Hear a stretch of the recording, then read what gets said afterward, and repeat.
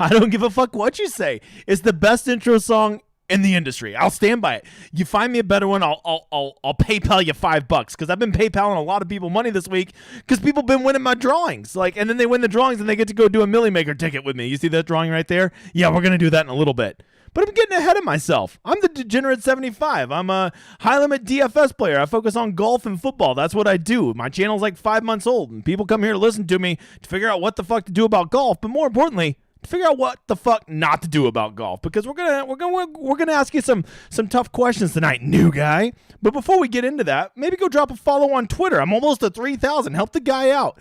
I was like at 200 just a few months ago. So I would appreciate the follow. And if you like the cut of my jib, maybe like and subscribe to this video because there's no ads on this video, or should I say this stream, you motherfather. So help a dude out. This is my schedule right here. You see, I do this every Wednesday. This is the live stream. I'm about to make this the only time I go live because this shit's a lot of work. But here we are. We're here on the live stream. And then I also do football, Monday Night Football, Thursday Night Football, because, Showdown Hoedown's kind of my brand. I do Showdown Golf every Friday and Saturday night. Be looking out for that, because if you don't know, that's one of the few DFS sports where there's still an edge left. NFL previews, and yes, I do college football, the most profitable sport that nobody gives a fuck about. I'll never know for the life of me why no one cares about it, right? So, just remember, I'm independent. I got no corporate overlords. I have no sponsors. If you like the cut of my jib, I just ask that you like and subscribe. It really helps me grow the brand. Would appreciate you mother father. You want to know, you got to, hey, big guy, what's that wheel over your shoulder? Let me tell you, brother. What that is if you go like and retweet my shit over on Twitter, or you just simply leave comments on my videos, I put your name on this wheel, we spin it. We're going to do it later on. I'm not going to do it right now, you new motherfather, because then you'll leave. I want you to stay for the whole video. I'm going to educate your ass.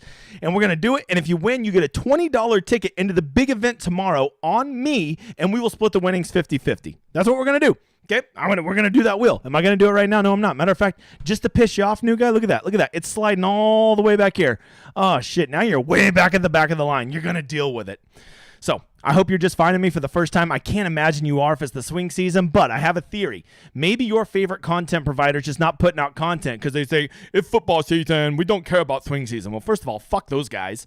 And second of all, you've probably heard about me. You had, hey, there's this Degenerate 75 guy I've heard about. He makes content a little bit different. I will tell you, that guy's right. My content is very different than anybody else in this industry. But I will tell you, I am that motherfather. I am that guy. No one makes content like me. I'm not saying it's better or worse. I'm just saying it is definitely fucking different. That I can assure you, brother. So, with that, let's get going. We're not going to fuck around tonight, okay? Let me go ahead and ask you a question, new guy who's over here from the other guy who didn't make content this week. I appreciate you being here. You're going to get a lot of questions tonight. I go hard in the paint. You're going to have to prepare yourself. By the way, feel free to throw questions over there. Anything you want to know, I'm going to answer at the end. I'm here for you motherfather. Good prizes this week too. So let's not get too deterred because people are it's the swing season. Fuck those people. All right, here we go. New guy, you ready? First question of the night. You ready? This is a big one. This is the most important question I'll ever ask you. You ready? Have you made your lineups yet? Haven't you? You have. It's okay. You don't know. You're a new guy. You don't know. I'm in a good mood. I got the ranch water flowing tonight, right? Thanks, DraftKings, for the badass tumbler or whatever the fuck these are called. If you're not drinking ranch water, shame on you. So, new guy, we don't make lineups, brother. We don't make lineups until you watch this stream every Wednesday night at 7 o'clock. Central Standard Time Zone, the Lord's Time Zone. It's the Lord's Time Zone here. So that's what we do. We don't make them until that. Let's talk a little bit about tomorrow. Well, look at that. Got to get golf up here. So let's see. Contest for Manana. Well, first of all, one of you is about to win a ticket into this bad boy with me. Let me go ahead and just tell you a quick story called Fuck This Tournament. I'm going to play it with you because we're fucking gambling, right? You want a drawing? Let's have some fun. Let's go try to win $100K together. I'll PayPal you $50,000. It'd be pretty cool. It'd be a great screenshot, am I right? But I want to tell you, I play at a very high level. Like, if you knew my yearly bankroll, it would probably make you blush. It's a very high amount. I've basically been doing it for a living for the past, this is my 5th full year. And I have decided that this swing season marks the start of a new PGA season for me, right? I mean, both figuratively and literally, right? And what I have decided is I'm going to do a New Year's resolution. You're like, you can't do one. It's September. Well, first of all, fuck you. I'll do whatever I want. And second of all, it is a new season, so I think it makes sense to do a New Year's resolution. And here is my New Year's resolution. Do I have money to go play in this tournament? Yes, I do. Do I have money to go max this tournament? Yes, I do. But fuck that. Here is my New Year's resolution for the 22-23 season. Anytime DraftKings puts out these piece of shit tournaments like this, where a third of the money goes to first, I'm not going to play in it. Bar none. I will not play in it. Full stop. Will not do it. The only exception is for these drawings. I'll do that because, we're just playing for fun and maybe trying to hit a big one, right? It's just cool. But other than that, I will personally not enter any solo lineups in these. My rule moving forward, DraftKings and FanDuel or any other fucking site I play, here it is. If more than 25% of the money goes to first place, I'm automatically out. I'm not going to play in it. Why? Because new guy, you got to know this. The two single most important indicators of how you're going to do at PGA DFS, the two most, they're like on fucking like a category up here, and then you drop down 37 steps before you get to the third most important factor. Number one is ownership, which we will spend plenty of time on today. But number two on that list, the second most important thing that will help you, I'm not going to promise you'll be a winner. I'm not a fucking tout. You need to know that about me. I'm not going to say, I guarantee winners. I don't guarantee you shit, motherfather. I guarantee I'll help you not suck so bad. That's about the only thing I'll guarantee you. But what I can tell you is the second most important thing to being successful at PGA DFS is contest selection. And when you play a piece and shit tournaments like this, first of all, you're casting a vote to DraftKings to encourage them to put out other tournaments like this. If they would have just made first place in this tournament $50,000 instead of $100,000, this would be a fucking badass tournament. But they didn't. They didn't do it. So now we're stuck with this where a third of all the money goes to first. I'm not going to play in it. Not going to play in it because, as I told you, I don't want to cast a vote for them to keep putting out these bad tournaments, but more importantly, for you and I, it's all about bankroll management. I am trying to be a profitable long-term winner. This will be my fifth straight year. I'm already up enough this year that I know I can't lose in the year of 2022. I've already got the rest of my bets covered this year. And the reason I do that, well, in large part, is because I pick smart contest selection. I'm not going to go piss away $3,000 in this tournament, right? Let's say I go max this tournament, and I have a lineup that smashes, and I get sixth place. There's a decent chance I'm still going to lose money for the week, even when I got sixth place in this tournament. Screw that tournament. I want 10th place to be 1/10 of first place. If you suck at math, new guy, 1,000 is 1/100th of first. Get the fuck out of here. Not going to do it. I'm not going to play in it. It's not about having the money. It's about the principle. Me, I have scruples. I'm not going to do it. So there you go. That's my New Year's resolution. If you want to be smart with your money, you can already tell a lot of the good tournaments are already gone. I think their big $5 are already filled because stupid DraftKings underestimates how much people enjoy swing season. So the nice $5 contest where only 25% goes to first, a little too high, but still better than a third, it's already filled up. It's gone. They've already put out the secondary for it. I would much rather play in like this $88 tournament, right? It's maybe that's a little above your pay grade, right? But just hear me out because these same principles apply to no matter what level you're playing in, right? If it's 50,000 to first, no, 50,000 prize pool, 10,000 to first, that's only 20%. That is much more the number we want. And then the next thing we want to look at is what place is 10th of first. It's 566. So what would that be? That would be better than 1 out of 20. That'd be more like, what is that? Almost exactly 1 out of 1/18th of the money goes to 10th. That is a much more sustainable structure of a tournament, right? That's the kind of contest I want to play in. $200 single entry, $100 single entry, $33 single entry, $15 three maxes, tournaments like that. That's what I'm playing in. And if it involves me playing, less total lineups, and then so be it. I've made a New Year's resolution, and the big guy can follow a resolution. Just look at how skinny I got this year. Okay, I will tell you, I never do this. This is new guy. Go check out FanDuel. I actually don't mind their big contest this week. Yes, it's only 10,000 up top, but there's only 6,000 people in it. I believe it is $777 to enter, and it's only 25% to first. Look, FanDuel kind of sucks, but I'm going to give you a little pointer. I don't ever talk about this, so new guy. You're actually, almost everybody's a new guy on this piece of information. You want to know why FanDuel is such a great place to play fantasy golf? It sure as shit ain't because they put out good contests, but here's the reason. Everybody goes and makes their DraftKings lineups, and then they run over to FanDuel and make their lineups. And what they find when they get over to FanDuel is pricing is soft as shit over there. And when you have soft as shit pricing, what's going to happen? Just very instinctively, what do you think is going to happen, right? Intuitively is probably the word I was looking for. People are going to spend their money on the top guys, right? So let's say Sam Burns is going to be 30% owned on DraftKings. You hear me, and you hear me now. He will be over 50% on FanDuel tomorrow. So if you have hot takes like, I want to fade the really chalky guy on DraftKings, well, that take's only going to be even hotter over on FanDuel because the ownership pool's even more over there because it's so easy to get any player you want. A lot of times on DraftKings, when you spend $11,400 on the most priced guy, it's very price prohibitive, and it really changes what you can do with the rest of your lineup. But with FanDuel, you can get that expensive guy in your lineup, and it's a piece of cake. And you still make a lineup. You're like, shit, this is a really good lineup. So that's what I would tell you. Check out FanDuel. And if you have hot takes about you want to fade chalk over on DraftKings, it's even going to be chalkier over on FanDuel because the pricing's softer. There you go. That's a fact. That is a good way to play the game. So that is your contest selection. That's what we're going to be doing. And we went over my New Year's resolution. I'm very happy with myself. By the way, if you're not a YouTube guy, you know what? All this shit, I post all this shit on the pod. You can just go listen to it on the podcast. We post it right after this, so you can always check that out. And coming back in January, I'm going to be bringing back Degenerate 75 Talks Golf with Smart People. And if you don't know, I've already had the fucking who's who of who's on in this community, and I already have 5 other superstars lined up to talk to me in 2023. So be checking out for those pods. Okay, with that said, here we go. New guy. It is time to talk about tomorrow. The big day. It's Sanderson Farms. What's the first thing we check, new guy? What is it? Come on. No, you're 0 for 2. You know what? I can tell you came from the other people because you're kind of a slapdick. All right, the first thing we always check, new guy, it's weather. Because you need to know this, new guy. You have picks. I'm playing the game. You got your picks, and they mean so much to you, and you care about your picks. I don't give a fuck about picks. I don't care about any player in this field. I care about winning money, and I am here to play the game to give me an edge. Okay? So that would be my first piece of advice. Get the fuck off of your picks and start playing the game. I know that's like goes against everything you've ever known. I've got picks. I've got this feeling. In my model, he's good off the tee. Shut up. Hey, shut up. That doesn't matter. I know you want it to matter. It doesn't matter. You know what matters? This wind blowing tomorrow. That matters, okay? And I'm really looking hard. Oh, God, there's nothing I love more than a wind edge because there's nothing that directly impacts my lineups doing well relative to the field more than weather because people are like, well, the wind doesn't matter. Okay, dumbass. Go play me at Showdown if you don't believe that. So here's the problem. I guess Jackson, Mississippi, if you don't know, they're down in the south at Jackson, Mississippi. And I am afraid that I know it's not where the fucking hurricane is, okay? But it is the weather there is definitely being influenced by the tropical storms rolling through the Gulf of Mexico, right? And so because of that, I don't trust weather as much this week. Matter of fact, just since I've hit refresh, this looks a lot different than when I just looked 2 hours ago.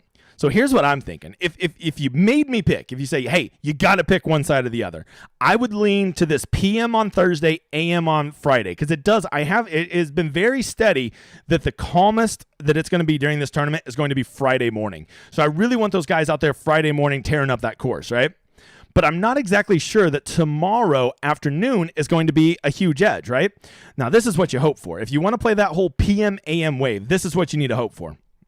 You need to hope for basically the course to play even tomorrow. Because if you don't know, new guy, morning waves almost always shoot a better course average than the afternoon guys for a variety of reasons. For wind that picks up in the afternoon, greens get more ran over, course bakes out. There's numerous factors that play into that, right?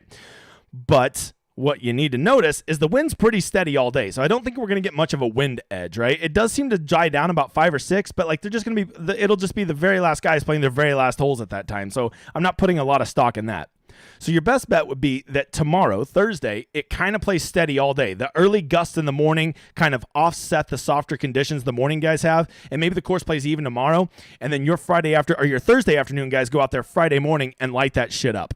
Okay, that would be your best bet. And if I had to lean, if you said gun to my head, pick one, I would go Thursday PM, Friday AM. But I'm going to come at you with something I've never actually came at you with before. I think I'm going to do 155 lineups tomorrow. And I am going to probably allocate a certain percentage. I don't know about a third, but at least a quarter of them to AM, PM, just in case the weather gets weird, the tropical storm blows some shit around. I don't know. I'm not a meteorologist, Bob.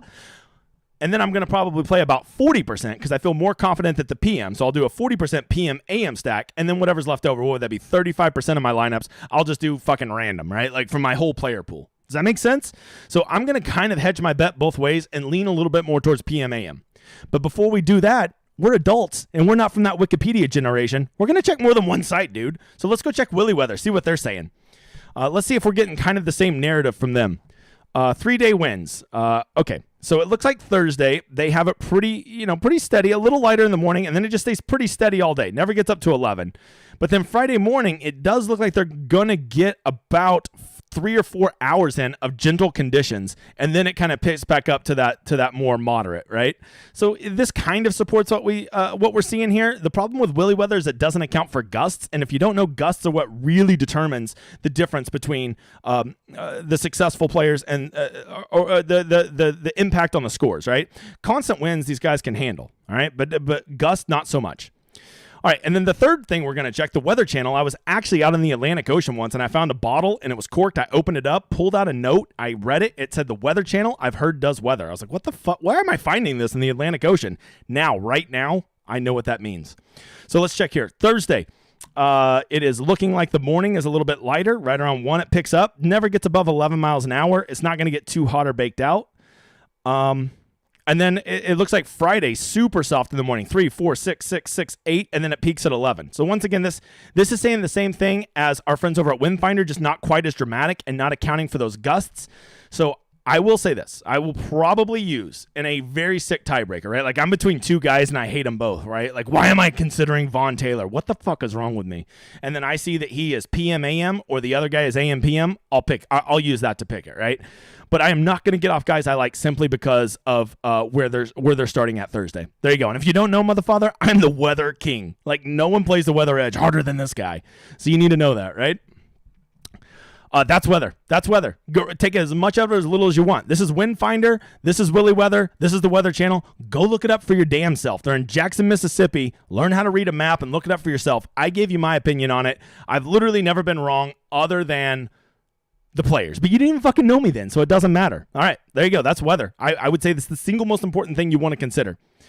Hey, while you're at it, go drop a like and a subscribe for me. New guy, see my channel there? Look at that, 1.47. We're almost to 1,500. My channel's like 2 days old. What the fuck is going on?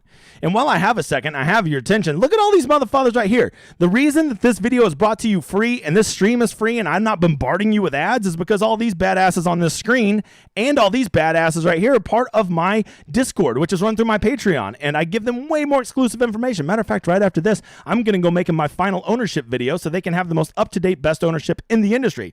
If you're interested in that, come check it out. There's almost 300 of us. 300 is a big number. I'd like to get there. And then I can say, this is Sparta. And no one will fucking get it, but I'll enjoy it. I'll enjoy it, and that's all that matters. And I'll kick a dude down a big hole, and that's what I'll do. And then I'll fucking stab some rhinos and shit.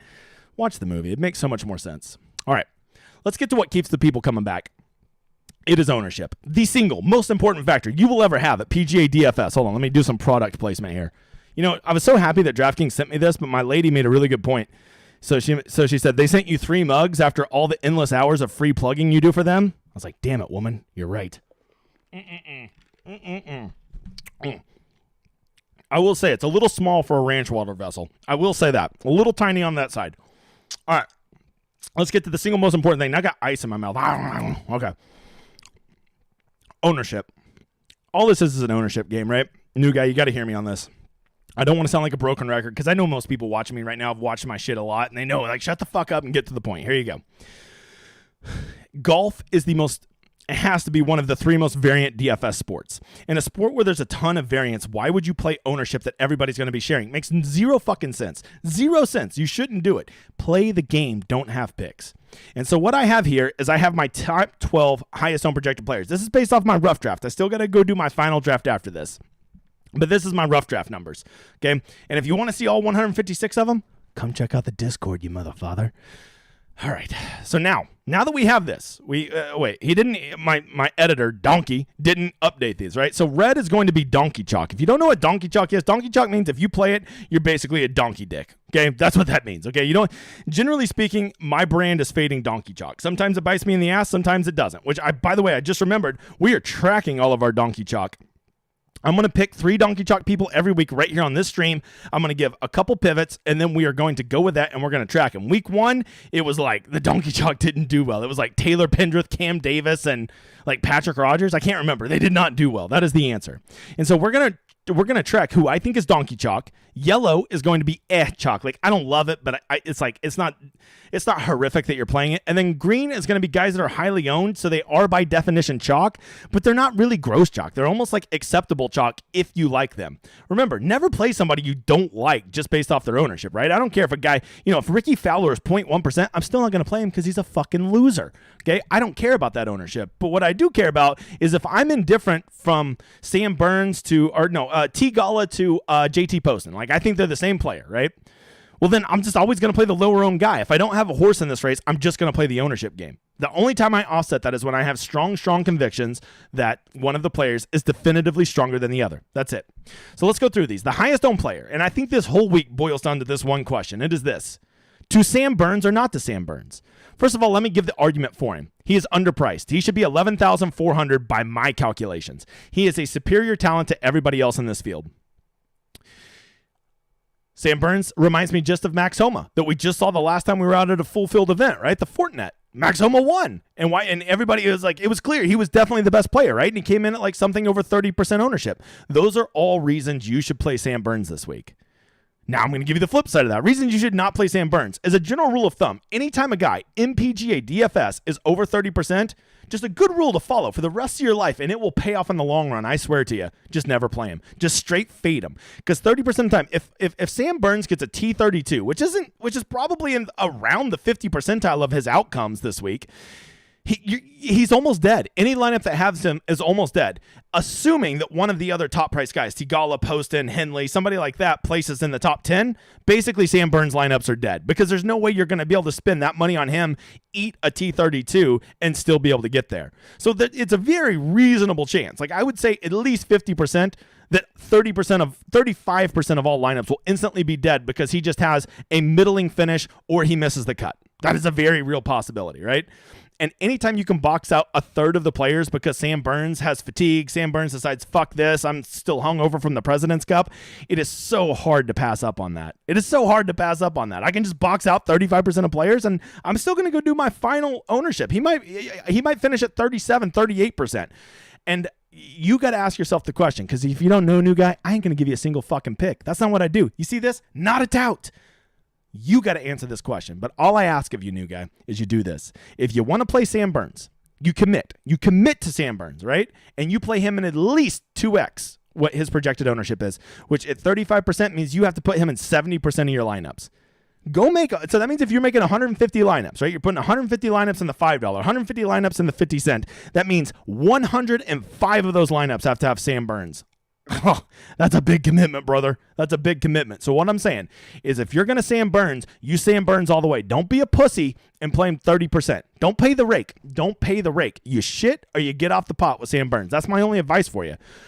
I think I have to be true to who I am, and I hate to do this, but I got to call him Donkey Chalk. All day I was between calling him Chalk and Donkey Chalk.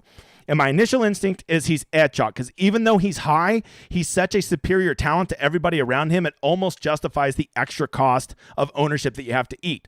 But in the end, what I decided is he is over twice as twice as owned as almost every other guy around him, right? All the clear pivots. And there's just no way. I mean, I know Sam Burns is definitely a better player than Tigala and Henley. I know this. I'm not a fucking moron. I know this shit as well as anybody. But there's no way that you could get 2-1 odds on Sam Burns to beat those guys. And so if I'm just playing that game, then I got to play the game. And I got to take the discount ownership and go play guys that are going to be less than half his ownership. And so because of that, I'm going to classify him as Donkey Chalk.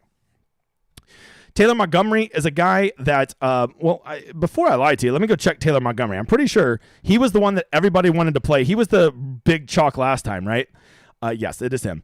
Just making sure. Taylor Montgomery. Don't want to get him confused. Talk out of my ass. I have had some ranch waters. And so, what you need to know about Taylor Montgomery is he did get there. He was chalk last time, and he got there for all those donkey dicks that played him. Picking up 11 strokes putting. Are you kidding me?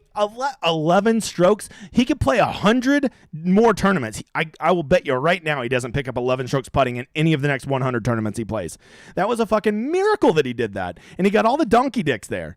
And now people are thinking, he got me there before. I got to get there again. They're not going to take a second to look how he did it, that he just luck sacked with a putter.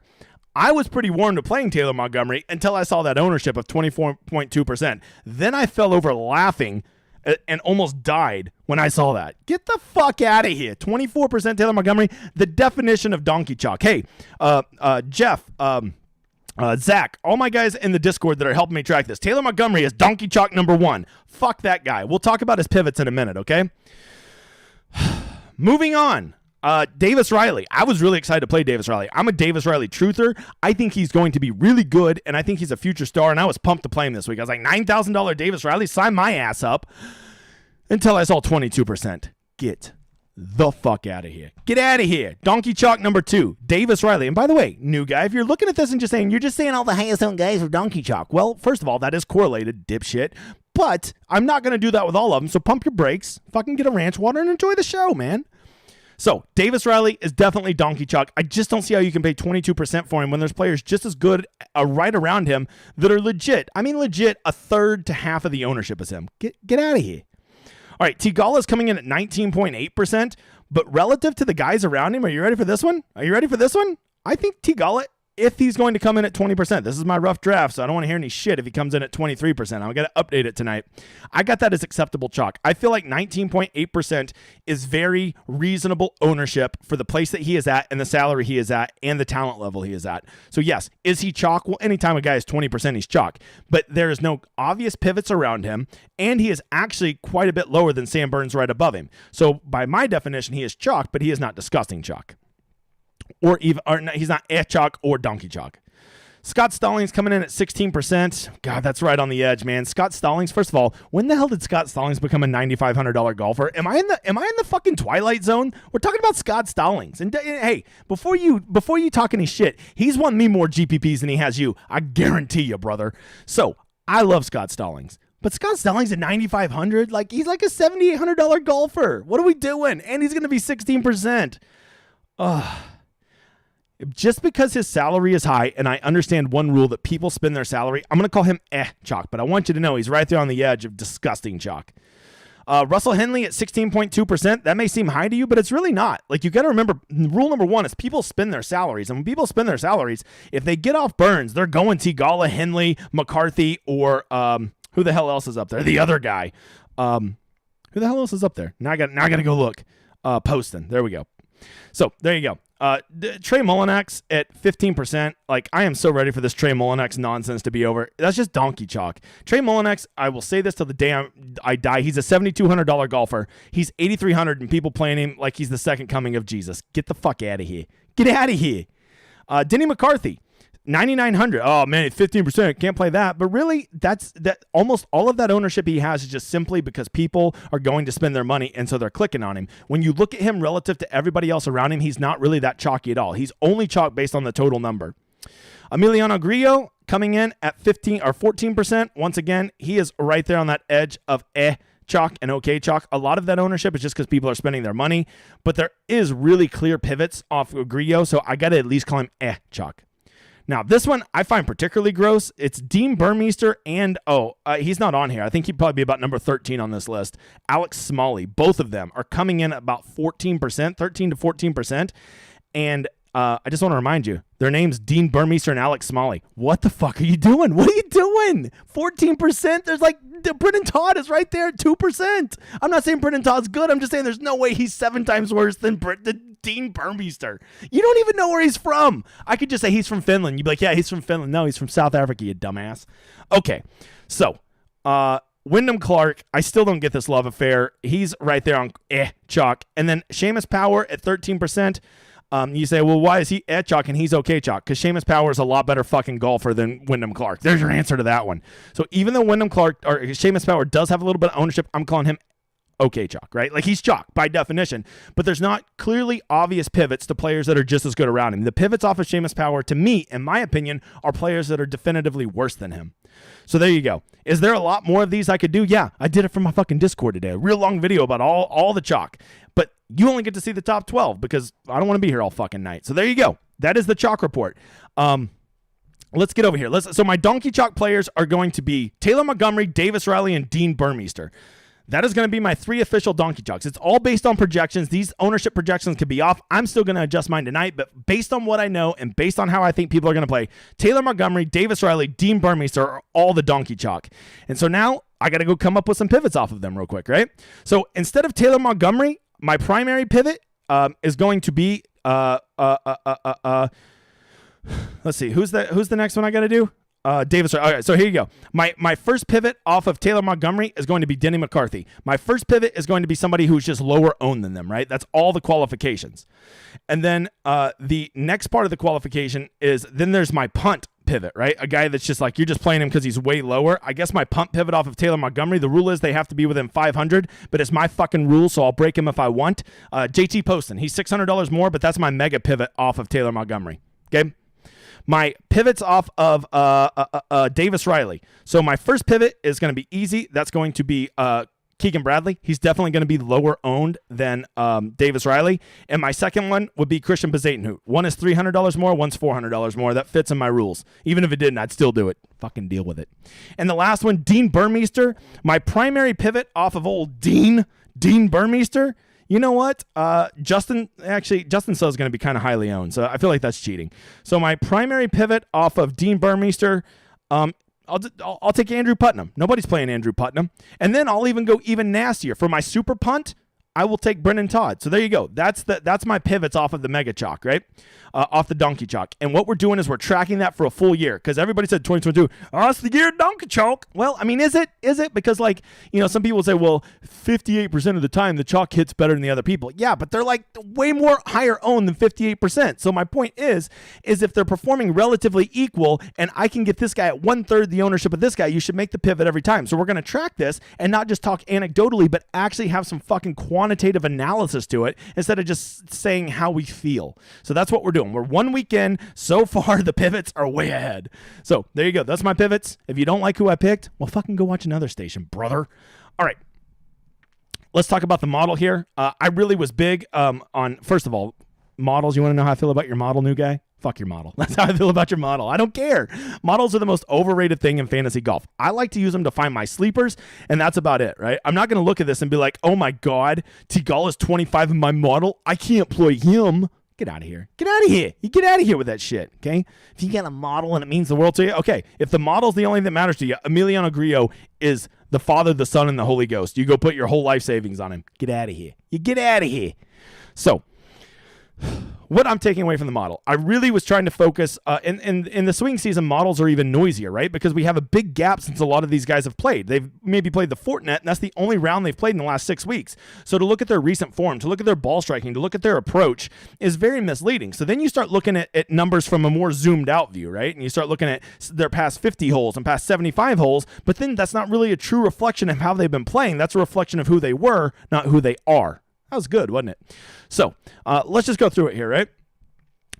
It seems like up top, people are going to play Burns. But with Burns being so cheap, it is very, very easy to then go stack a Theegala, Poston, Henley, McCarthy, any of these guys. But I think the most common start to a lineup is going to be Sam Burns to Taylor Montgomery. That's going to be the first two people into people's lineups. And new guy, I want you to understand this concept. It's called product ownership. It is where you multiply the ownership of all your players. So often people will say, hey, my ownership on my lineup is 95%. Is that good? It doesn't fucking matter what the cumulative ownership of your lineup is. You could go play 2 guys at 40% and then go play 4 guys at 3% and have a total ownership of 92%, which would seem high. But when you have 4 guys at 3%, your lineup is so much different than everybody else's. That is product ownership. And what you really want to chase is a low product ownership.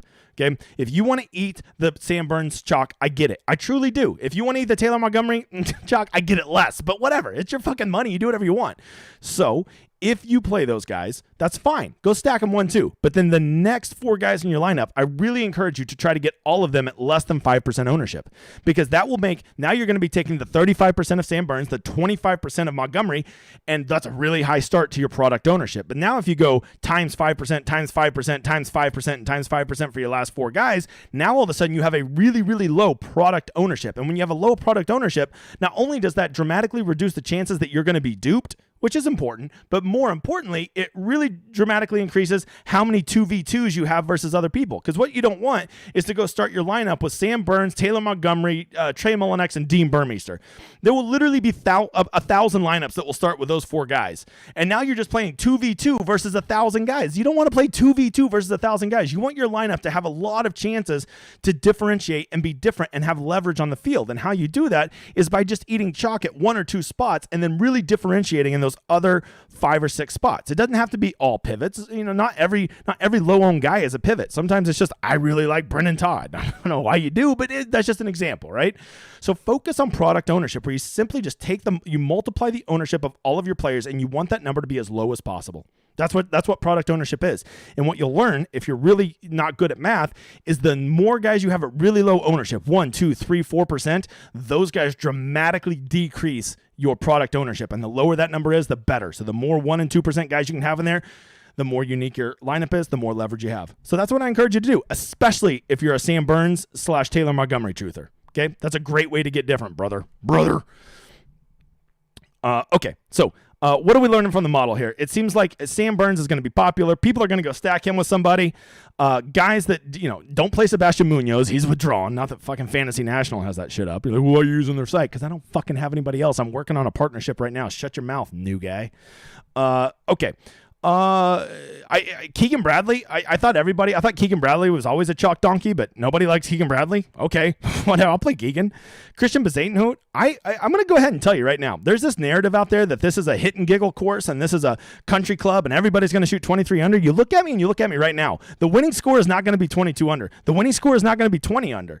I would be shocked if the winning score even gets to 1,800. This course is going to play at a medium level. It's not going to play super easy. These guys are not going to tear this course up like they have in years past, mainly due to the weather conditions.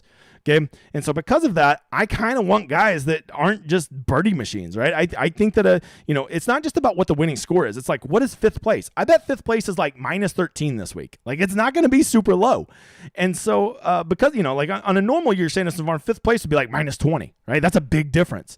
So I'm going to be playing the narrative that this course is going to play slightly harder. And when a course plays slightly harder, not hard, not like we're not talking like the fucking U.S. Open, but a little bit harder, that's a course I think Bez can get there. I don't think he could win a tournament at -22, but I think he could win a tournament at -16. I truly believe that. So I'll go play some Bez. Whatever. I'm a Bez truther. I will say this. He's a really great putter, which I like, but he's also really good around the greens. And I personally am not weighing around the greens at all. Greens and regulations are very high at this course, and even when guys miss the green, it's not particularly hard to get up and down. So it appears. Grillo and Riley are going to be popular. Dietrich's going to be popular. So that leaves guys like Sepp Straka and Habwin, Harris English, kind of criminally forgotten about. Like, give me the guy with the row pack. Give me the Harris English, right?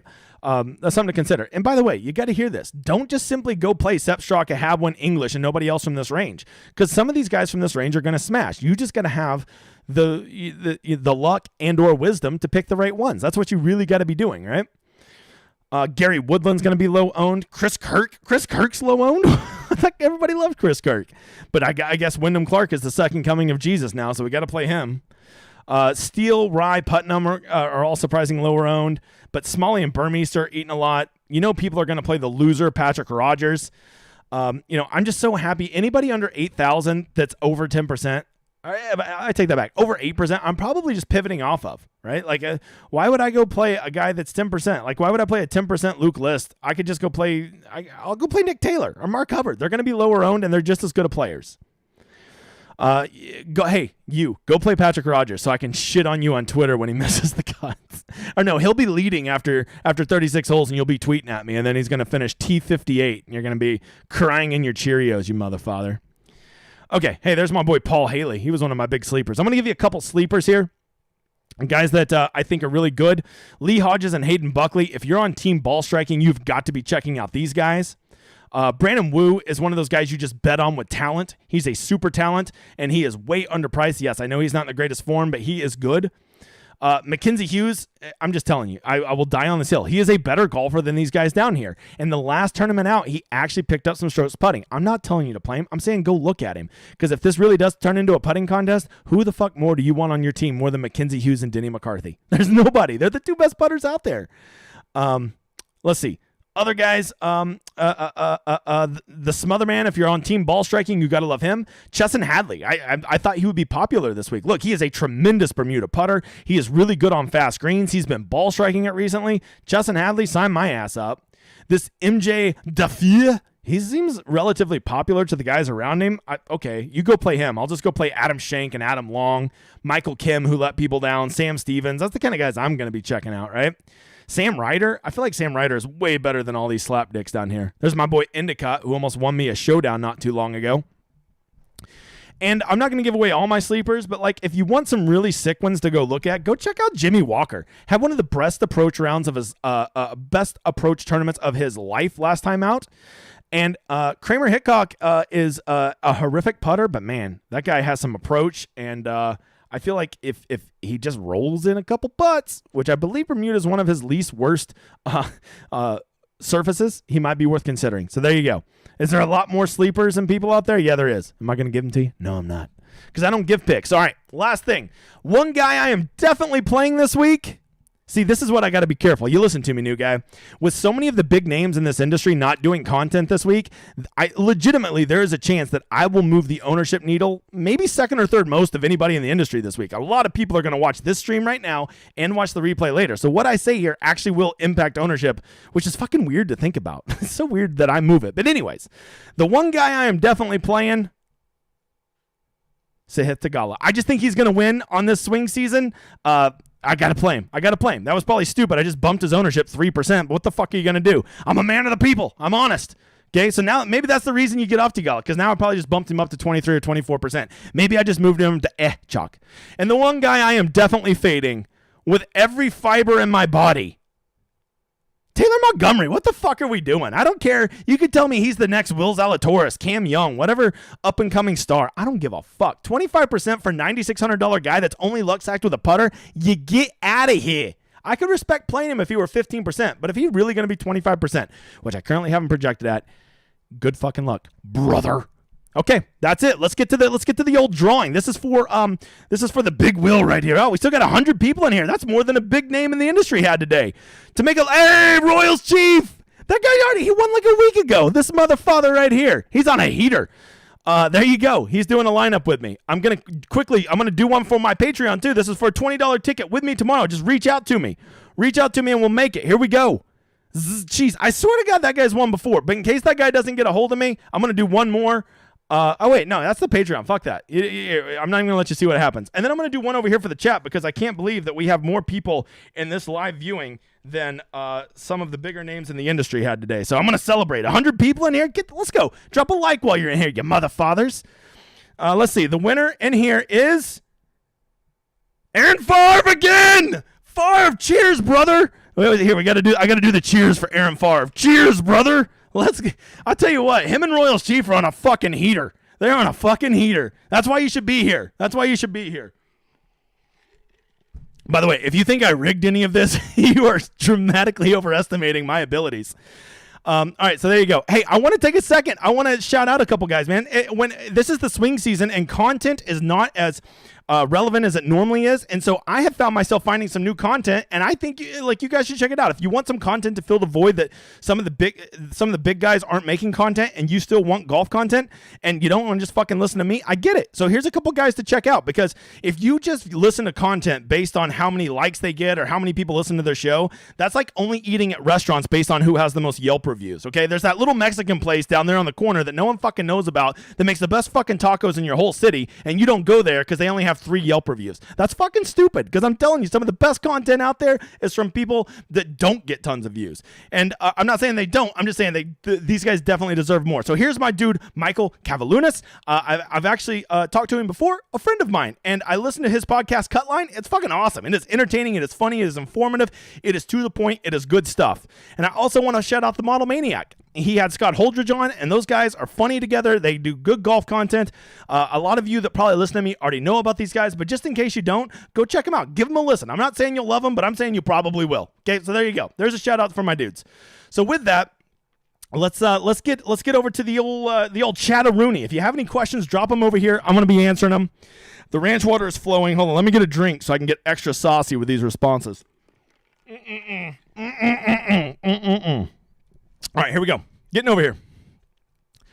Let's see. We're waiting. Hey, Brian, you'll wait longer, you motherfather. Let's roll, big guy. Oh, the big guy's always ready to roll. Caddyshack, you motherfather. All right, let's see. If I don't see a question mark, I'm not answering it. We'll be here all damn night. In a crappy field like this, there's so much. Is there such a thing as leaving too much money on the table? Nick, you know how I feel about this. I will be a gentleman, and I will allow you. I want to say 800, but that's a lot of money, right? You can leave up to $600 on the table, Nick, and not get the mean eye from me, right? The problem is when you start leaving $800, $1,200 on the table, and the last guy in your lineup is somebody like, I don't know, like let's just say the last guy in your lineup is whoever, right? Michael Glick, right? You want to play him. For that extra $1,200, you can get all the way up to like Chris Kirk. Like Chris Kirk is definitely a better golfer than him, right? And he's not going to be high owned. So I'd rather just spend the money and pivot to some good golfers that are higher up there. Plus, Nick, this is something no one ever talks about. Guys that are overpriced relative to where they should be, like JT Poston, he should not be 10,200. But if he's going to be 10,200, that makes me like him more. I want him that he's overpriced because I know that's inherently going to drive down his ownership value. So just use that extra money to get up to guys that are better golfers that are lower owned. That's what I would say. So you can leave up to 600 on the table. Yes, I will leave 500 on the table on some of my lineups. And you know, Nick, I rarely do that shit. I mean, rarely do that shit. All right, this tourney worth getting into, Mr. BCK Boys Bannock. Fuck yes, it is, man. These tournaments are so much fun. It's the same thing as the players, right? The only difference is we don't have the biggest names. But why does that really matter? We're still going to have a cut sweat. We're still going to have a Sunday sweat. We're still going to have guys getting birdie streaks, and we're going to be happy. And like, it's all the same fun as the shit that happens in March and April and May. It's the exact same fun. I don't get it. Why? Because football's here. Who gives a fuck? Who gives a fuck? I'll still be watching golf. I have it on the side screen. Should definitely be in this tournament. I'm actually proud of DraftKings for putting out some decent tournaments. And matter of fact, they should have made them even bigger because they undersold, because they don't realize how much people love this shit. All right, we're moving on here. Let's see. He says, PGA is the only positive EV right now, especially at Showdown, you motherfather. You come back and check out the Showdown Hoedown, brother. All right, tee times. What do you want to know about the tee times? They're all posted. Go look them up. They're right there on the PGA Tour app. I bet I could just go right here to the home of Fantasy National, and you could probably just, trust me, I'm not fucking promoting this site. Yeah, see, they got the tee times right there. Sam Burns is afternoon, T. Galla's afternoon, posting this morning. There you go. Vegas odds? Fucking go look them up. Jesus, man.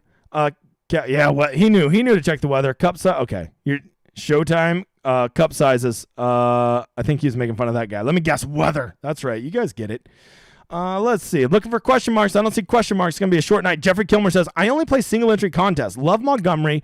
Play him at what percentage of them? Well, I have him coming in at 49%. If you're going to I would commit to 50% of them. And that doesn't mean 50% of your lineups. That means 50% of your exposure, right? So say you're playing a $33 single entry, a $12 single entry, and two $5 single entries. Well, you put him in that $33 single entry, that right there is already like over half of your total exposure, right? So you need to think of it like that, because he would now be in 33%, or he would be in $33 of your $55 you're totally invested. So really, he's already in 60% of your lineup. So just make sure you have him in at least 45% of your exposure. That's what that means. And if you do love Montgomery, I mean, you know what? If you're just going to play some single entries, just shit it out the pocket. Just go all in on him. Just go all in, especially if you're only playing like 2 or 3 lineups. Why even get cute and just put him in 1 or 2? Just get him in all of them. I live by the code of fading donkey chalk. Travis, you and me, brother. Showtime wants to know, Jamal Williams chalk? Oh, wrong show. Tell him about the other show. Yeah, I also do football. Make sure to check out me and John Gold JD. Do that every Saturday. Be there for it, you motherfathers. Matthew Cohen says, 95 watching, only 34 likes. What the hell's wrong with people? Matt gets it. Matthew Cohen gets it. There we go. Come on, Bob. Get a clue. See, now you're back. Bannock's back. All right. Let's see. Nightbot, subscribe, stay safe, doing great. Oh yeah, Mike. That's Sundays is when we do the fish bowls. There'll be plenty of meatloaf going around. Hey, make sure to come check out the schedule. Right, so Sundays at noon. Watch the games with me. We just watch the games together. It's pretty fun. Yeah, getting a mug and a cooler. Don't hate to see it, brother. Okay, Travis wants to know, what's up, DJen? Thoughts on T-Dunks this week? Man, I really gave a hard look at T-Dunks, Travis. I really did want to like him, but fuck, I could overlook that he is a bad, that that he's a bad putter, right? Like he's a really bad Bermuda putter. I mean, as bad as I've seen in this field. But like that ball striking his last 3 times out, like it seems like something's wrong with my dude T Dunks. So that's why I couldn't get there and why he ultimately got axed from my list, Travis. Matthew Cohen, mother father, are you looking at bombers this week, or are you looking for fairways and finders? Matthew, literally, I'm so glad you asked that. That's a great point. I don't give a fuck. Of course, you always want long hitters, but a short hitter like Brian Stewart, I'm very open to playing because as we've seen with this leaderboard, any type of player can do well here. Short hitters, long hitters. So basically, I'm going to be playing the guys that nobody else thinks is good this week. Because if you don't know the general PGA DFS communities, fucking morons. So if they think something, the other thing's usually true. Let's see. Thoughts on Grillo this week. Man, I wanted to play Grillo. I mean, as you saw, he's number 1 on my model. You got to put a guy's number 1 in your model. Get the fuck out of here. So the problem with Grillo is like 14% ownership is right there on the cusp of being a little too chalky. And more than anything, I kind of am really buying into the putting narrative this week. I think that'll be the great equalizer. And watching Emiliano Grillo putt is like ripping my eyes out of my skull with a soldering iron. So no thanks. And if I could just go one more, 3 tournaments in a row he's lost on approach. And when I think of Grillo, I want to see him coming in with good irons. I'm not saying that's a great reason to fade him, but it's good enough for me, you motherfather. Motivated is Sam Burns and winning this week-ish? Yeah, I mean, motivation's a real thing. How motivated is Sam Burns? Here's what I'll tell you, CJ. If Sam Burns comes out and he's 3 under through 6, he's going to win this tournament. He'll be motivated. He'll be focused. But I will say this. I truly believe this. If he gets off to a slow start and he's spinning his wheels, I think with the motivation, and I never hear anybody talk about this, motivation is a factor in PGA, but mainly it is how much they will grind for you. I think if Sam Burns, is just fucking has 8 pars and 1 bogey on his front 9, I think he's likely to just kind of mail it in and just go through the motions, right? As soon as he realizes he doesn't have his A game or he's not going to be in contention, I don't think he's going to grind for every fucking par. All right, I think he'll just kind of check out. That's my theory. I think that is a thing. But at the same time, I think if he gets off to a hot start, motivation won't be an issue at all because he'll already start counting that cash in his head. So I would guarantee after the first 9 holes on Thursday, I think you'll have a pretty good idea if Sam Burns is motivated or not. Do you think Sam Burns would be here if he wasn't defending champ? No, I don't. I think he literally is just here because of that. But I don't think that's a reason to exclude him, Travis. Jeffrey, is anyone comfortable with their lineups? Look at how much I spent and see if I still have 2K left. I could never leave 2K on the table. Ever. Okay, so my last guy in my lineup, is John Huh. So I could have 8,800. I could move up to Thomas Dietrich. Come on. What are we doing? Adam Hadwin is okay. Whatever. What's up, bro? North Fork. I get coach. What's up, man? Oh, other question. I'm just looking. If you don't put question marks, I'm not fucking answering them. Oh, I think I skipped somebody. Sorry, brother. Bilal Salam. Thanks for the awesome emergency content. You're welcome, brother. I don't recognize your name. I hope you're new. Any thoughts on Aaron Rye and Thomas Dietrich? I like Aaron Rye. Okay, any man that wears 2 gloves is a guy I like. Now, on a serious note, his ownership is really low, like lower than everybody else in that range. So right there, that's already reason enough to play him. The other guy you asked about, Thomas Dietrich, I really wanted to play Thomas Dietrich. As you can see, he's good in my model, so he's got to be good. The real answer is I like Thomas Dietrich. I think he's a high upside player. Problem is like there's just like literally English, Hadwin, and Straka that are all sandwiching him and price are all dramatically lower owned. That would be the only concern I have with him, my brother. Let's see. You got to put aside some upside down pineapples for swing season. You got to put out the upside down pine. I don't get what that means, Brant, but I'm going to smile and nod. Okay. Am I reading you right that we're going to have an edge for Showdown? Nick says. I mean, Nick, I'm not so sure what I see for I really want to play Showdown this week, but like tomorrow, I'm not convinced that there's an edge. Now, Friday, Nick, we'll be doing that, but that'll be a Discord thing. Don't tell these people. Davis Thompson chalk. You know what? I don't know what I have Davis Thompson, excuse me. Let me see. Let me go look at where he's at. What's his salary? Davis Thompson. I remember seeing he was, if I remember right, he was like more high than I wanted him to be, but not like disgusting chalk. Just like, oh yeah, he's right here. Yeah, he was definitely higher than like all the guys around him. I think I had him maybe 7 or 8%, which doesn't sound very high, but when everybody else around him is like 2 or 3%, that is kind of high, bruh. Who is Taylor Montgomery? Jason, Taylor Montgomery is a big, he was like a big star coming off the Korn Ferry Tour. He graduated from the Korn Ferry Tour. He got his PGA card. You can see he had a lot of great results coming in. A lot of people are thinking he'll be the next big thing off the Korn Ferry Tour, much like Cam Young, Will Zalatoris, people like that. And his first time out, everybody played him like donkey dicks, and he got there with a third-place finish because he picked up 11 strokes putting. They don't even know how lucky they get. All right, cheer for LSU or play Patrick Rogers. Cheer for LSU 100 times and twice on Sunday before I'll cheer for that fucking loser, Patrick Rogers. By the way, my Sooners lost a guy to A&M today. Cal Chaney, great stuff. If you fade top guys, would you start with a single entry lineup? I think it is a very viable start if you want to get real different. Make Denny McCarthy the first guy in your lineup. That's ballsy. That's ballsy. And then you can really do some crazy stuff with your lineup from there because nobody's going to have Denny McCarthy as their first one, Will. Let's see. Thanks for answering. Hey, that's what I'm here for, brother.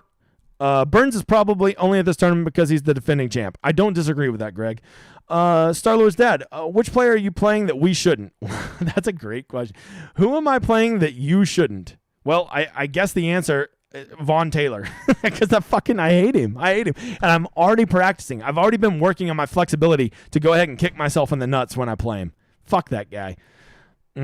English, Hadwin, Straka. Okay, thanks. Yes. I don't know if I'd play them all, but I think any one of them is a legitimate pivot off of Dietrich. But honestly, Dietrich, if you love Dietrich, he's not high enough to get off of, my man. It's a swingers joke. I love swingers. I love when they're going to Vegas. They're like, Vegas, baby! And then it like cuts 2 hours later when they're still driving, and they're like, Vegas, baby. You know, like that excitement wears off on that long-ass drive. Okay. Is there an edge in PM AM stacks, Caddy? If I had to pick, I would go PM AM, but I'd be hitting refresh a lot tonight. Matter of fact, let's go see if it's changed in the hour we've been on here. It's still, it's still, look, you're just hoping that Thursday plays even all the way across and you get an edge Friday morning. I don't think it's enough to go all in on, brother. If I had a gun to your head and force you to place an outright bet on 5 golfers, who would you bet? Well, I would go Burns, Tigala, Poston, Henley, Montgomery. I don't bet, so I can just bet all the favorites. I don't got to worry about a bankroll. It's illegal in my piece of shit state. Don't forget Montgomery confused some more. Yeah, so Taylor Moore, Taylor Montgomery, right? Yeah, I do confuse those two, to be honest. They're both young up-and-comers. They're young whippersnappers. Will people think S. Kim is Siwoo and Donkey Chalk him at 7,200? Matt, I don't think so. But it's not like this other guy, the other Kim here. He was decent. Wasn't he decently popular? Didn't he play at a tournament? Yeah, he was at the Fortnite, and he was decently popular. I don't know, maybe. I think that most of the people that are playing this time of year, Matt, are gonna be sharp enough to know that's not Siwoo Kim, right? Like there's just not as many random slapdicks, right? Like Grandpa that normally plays his golf lineups, playing his one football lineup this week, right? He's got his $10 that he's putting in towards that. Mike Miller, Knox sneaky? Absolutely. Nobody's going to be on Knox. And, if this course plays medium difficulty, that's the kind of course I like Russell Knox at. You're so money. Hey, you're not the first person to say that, brother. Jason, do people play Wyndham Clark because he has a cool-sounding name? Is that a cool-sounding name? If my name were Wyndham Clark, I'd punch myself in the face daily. What's up, brother? Nobody playing Lauer or Haley? No. Nobody is. Haley will legit be 1% owned, and Lauer will probably be 3. There you go, Eric. Haley was 0.3 last week. You ain't got to tell me, you motherfather. I was the guy that touted him because I'm a tout all of a sudden. All right, any more questions? Hey, one more time. I'll be back Friday and Saturday night for the Showdown Hoedown, round 3 and 4. Sunday, I will be back for my football content. College football comes out Friday. NFL Final Thoughts Saturday. This motherfucker never stops. I'll be back tomorrow with Thursday Night Football. If you like the cut of my jib, go like and subscribe. If you really, really like the cut of my jib, go check out the Discord. We're almost to 300. Help the big guy get there. By the way, for all of you that don't know, Patreon finally fixed their shit where it doesn't just auto-renew at the first of every month. Now, if you join on like the 15th, it won't recharge you until the next 15th. Fucking let's go, Patreon. Way to figure it out. Fucking 3 months later, you pieces of shit.